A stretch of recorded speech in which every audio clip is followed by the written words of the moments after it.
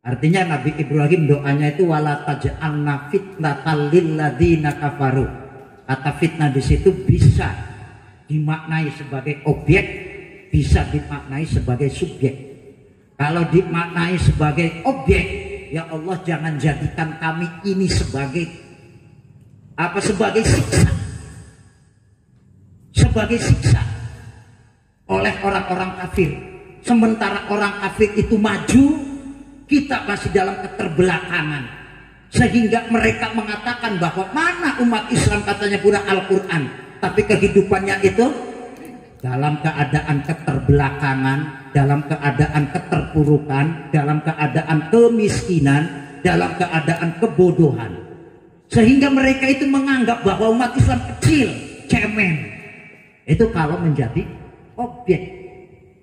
Nah sekarang kalau fitnatan itu menjadi subjek, ya Allah jangan jadikan kita kehidupan sosial ini ke sosial yang morat marit, sehingga kita ini tidak menjadi uswatun hasanah bagi mereka, sehingga orang non Islam memandang bahwa kita itu tidak patut dijadikan teladan. Itu fitnatan di situ.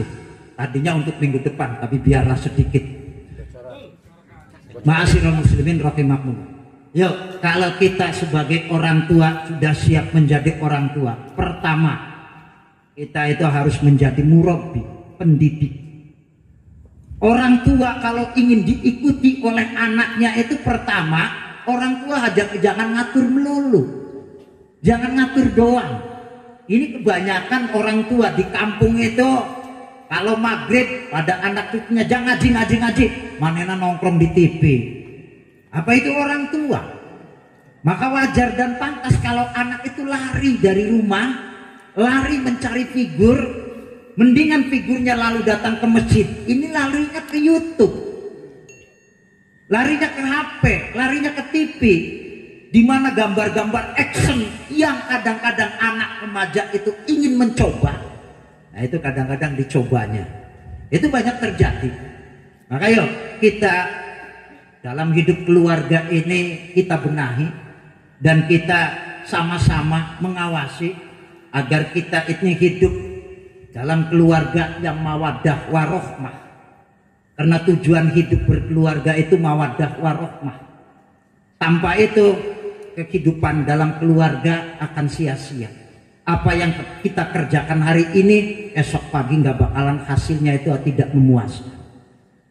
Maka kita sebagai orang tua, jadilah orang tua yang siap dikritik dan siap mengkritik, siap membina dan siap dibina.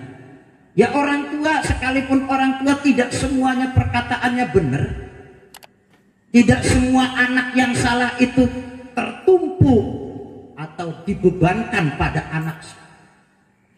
Kenapa? Ya anak kan merupakan bayangan orang tua. Anak itu kalangkang orang tua.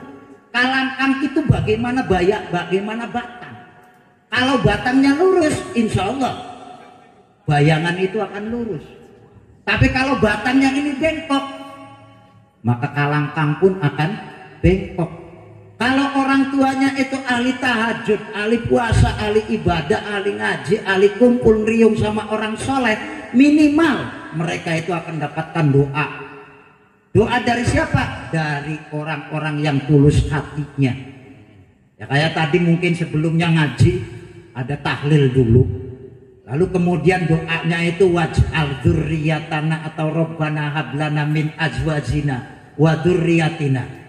Tapi giliran ngumpulnya sama tukang sintir, sama tukang adu jago, ada nggak yang mendoakan?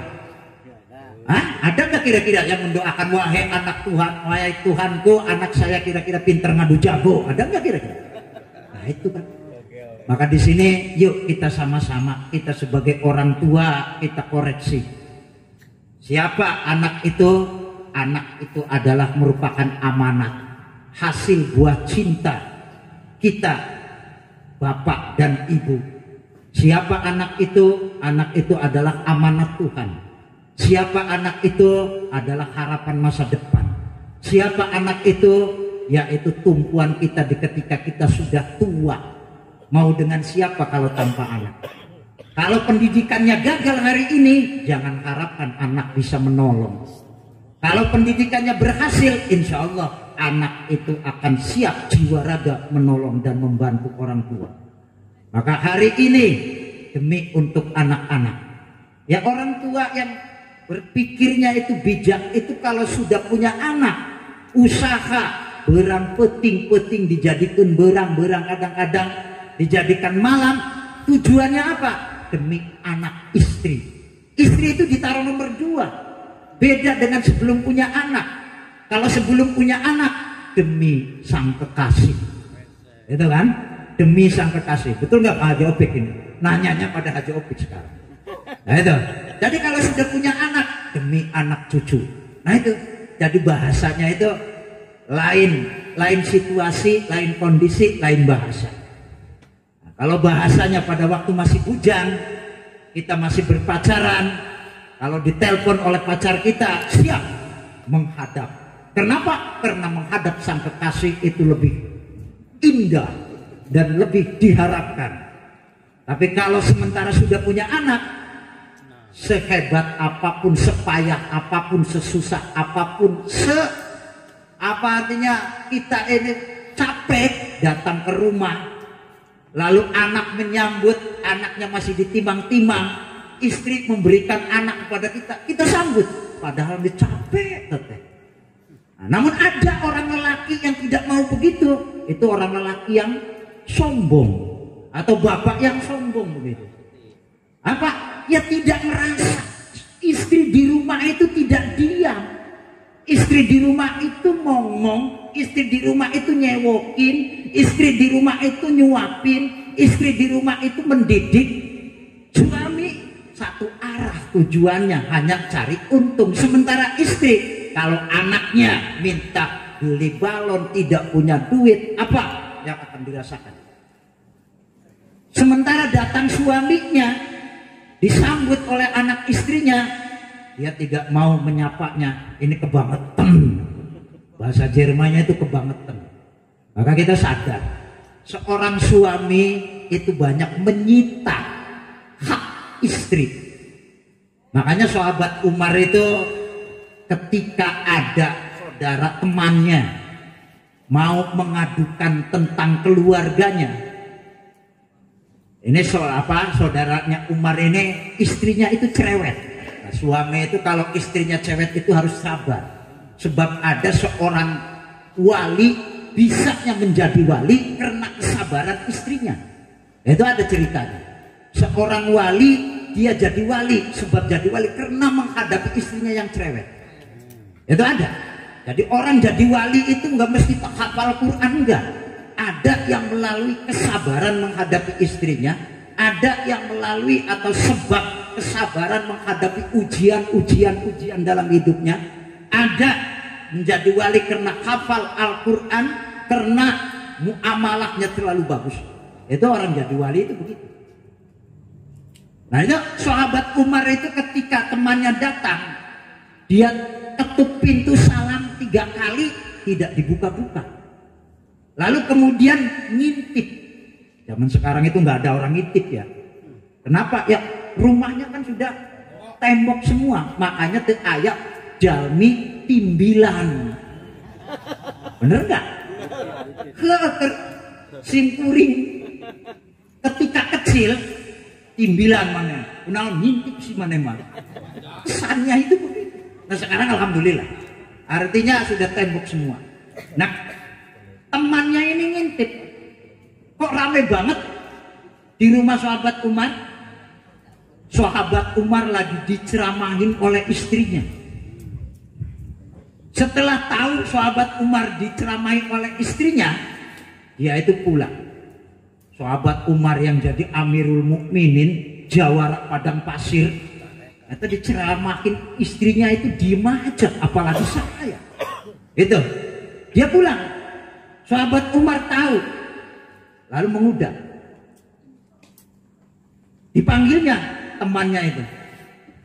Datang, Anda datang ke saya mau apa? Amirul Mukminin, saya datang pada Anda itu mau curhat tentang istri saya yang bawel cerewet. Kalau sudah ngomong itu monyong kayak curut. Itu.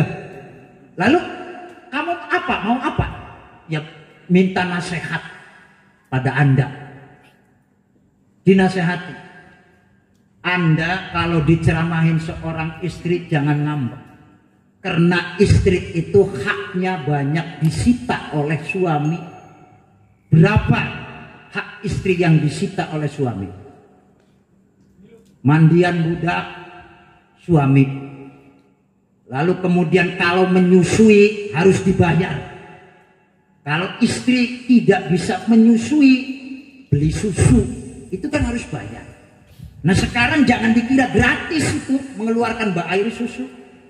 Lalu kemudian mendidik anak. Lalu kemudian mencuci pakaian anak. Kewajiban siapa? Secara syar'i itu kewajiban suami. Jadi Anda jangan mentang-mentang suami yang punya power, yang punya kekuatan untuk mencari duit. Sementara Anda tutup mata terhadap istri Anda. Nah ini Islam itu begitu. Sangat menghargai, sangat menghargai. Nah sekarang sebaliknya, kalau istrinya itu selalu manyun-monyong dan monyong setelah suaminya capek tidak dapat duit, masih angger saja, jangan dikira istri yang semacam itu akan mendapatkan kutukan dari Tuhan. Ya kenapa? Ya karena sudah suami susah payah, hasil dan tidak hasil itu kan bukan urusan suami, tapi urusan Tuhan. Pentingnya suami itu adalah usaha. Batik dan rugi bukan urusan manusia, urusan Tuhan. Tapi setelah pulang, istri itu masih tetap saja galak dan galak. Nah mudah-mudahan saya doakan kalau ada di antara yang hadir setelah berusaha capek istrinya masih tetap galak, mudah-mudahan jadi wali.